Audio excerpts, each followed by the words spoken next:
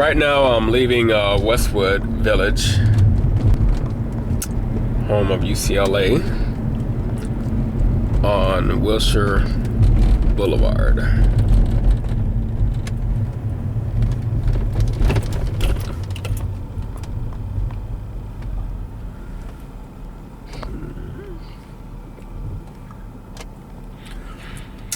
I remember many years ago, back in,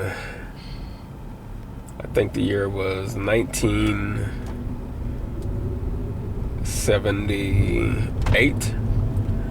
I knew a girl that lived in a condo around here, and she had paid $40,000 for that condo. Right around this area, Westwood, California, $40,000 for the condo. And today, that same condo would cost over $800,000 probably. And it hasn't been that long. So, I guess, in essence, the point I want to make is that regardless of what real estate costs,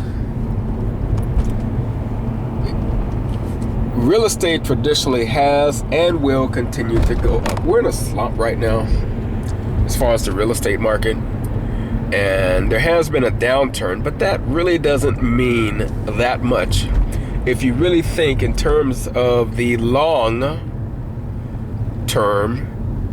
results of investments.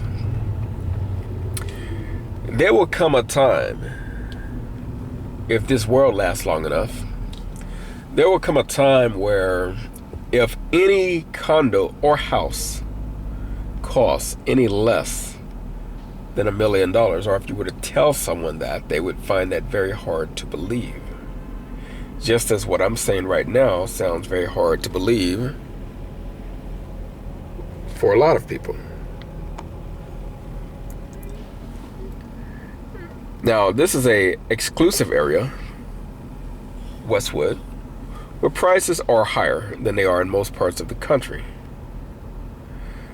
And they are just going to continue to go up. Of course, there's going to be times where the prices do go up and then they go back down. That's called fluctuation. Same thing happens with the stock market, which has generally, traditionally, historically gone up. It has trended upwards, even though there have been fluctuations. Okay? That is to be expected. The problem is that people panic, they're short-sighted, and they don't see the light at the end of the tunnel. And they bail out, which only makes it better for those who are smart and jump in. Now is a good time to buy real estate. There have actually very seldom been bad times to buy it.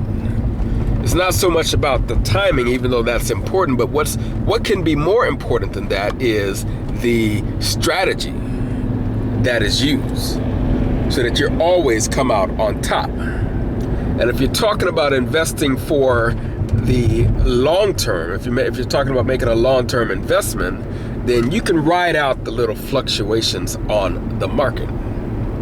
And fortunately with real estate, it's the type of thing to where if you are a long-term investor, your most important criteria when you consider an investment is whether or not that investment can sustain itself for the long term that you plan to hold on to it, even during a down cycle.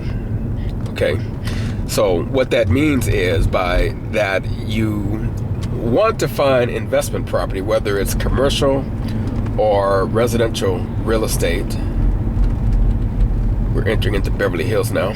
Whether it's commercial or residential real estate, to where the investment can pretty much pay for itself. And with real estate, you can do that with rental income or lease income. Okay? And just hold on to it. Hold on to it, regardless of what the value is. If the rental income is more than paying the mortgage expense, then you can stay ahead of the game, because rents typically do not go down. If anything, they go up. Okay? Sometimes a good real estate investment depends totally and completely and is designed to be profitable because of rental income more so than anything else.